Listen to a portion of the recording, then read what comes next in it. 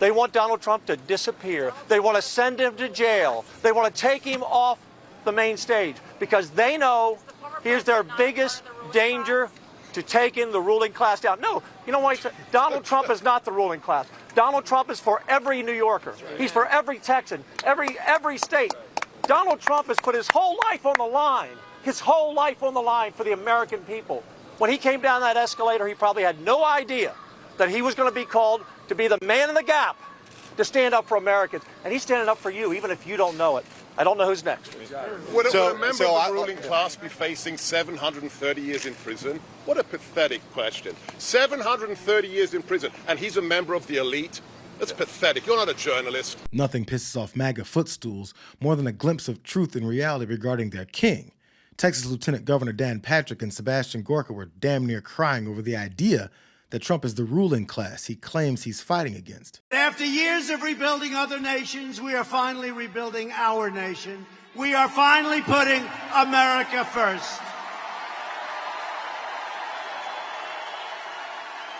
Yet the deep state and the failed ruling class are trying to resist any changes to their failed policies of the past.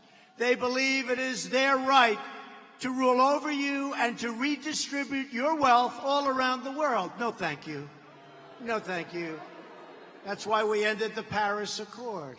That's why we've ended a lot. I don't even want to tell you. The reason he didn't want to tell you is because he didn't have that lie ready to go. It was just another empty declaration of his omnipotence to his audience of red hats. And if he's not part of the ruling class, claiming their policies have failed, why do we need him in the White House again? Because according to him, he's already defeated those guys right after he made sure to give tax cuts to the richest among us while promising to give them even more later. It's weird that all those rich people in the ruling class that he openly caters to keep running him into court all the time. You have Judge Merchan, who should have recused himself. Judge Merchan, who I want the American people to remember very astutely, has somehow randomly had Steve Bannon's case, had Alan Weisselberg's case, and now put Alan Weisselberg back in jail.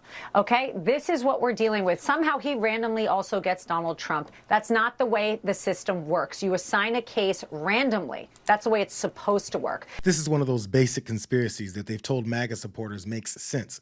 If Judge Merchan has been secretly assigned to Trump world cases in order to screw him over, doesn't that mean the cases that Judge Eileen Cannon has controversially ruled on in his favor are simply because he appointed her? And how does she keep getting randomly put on these cases?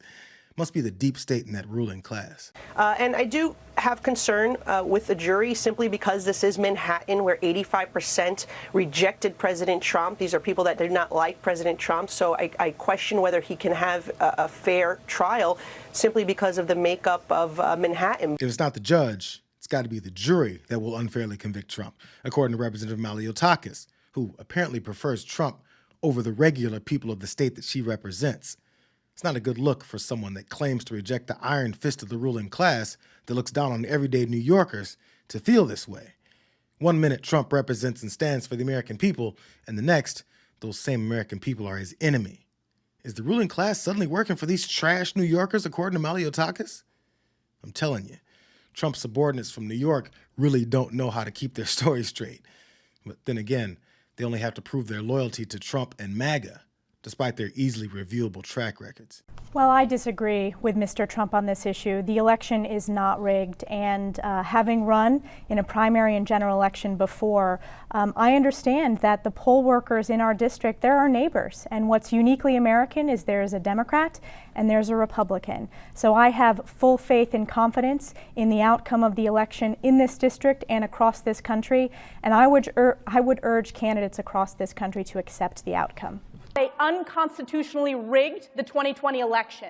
I would not have done what Mike Pence did. I don't think that was the right approach. I specifically stand by what I said on the House floor, and I stand by my statement, which was there was unconstitutional overreach. There was unconstitutional overreach in states like Pennsylvania, and I think it's very important that we continue to stand up for the Constitution and have legal and secure elections, which we did not have in 2020.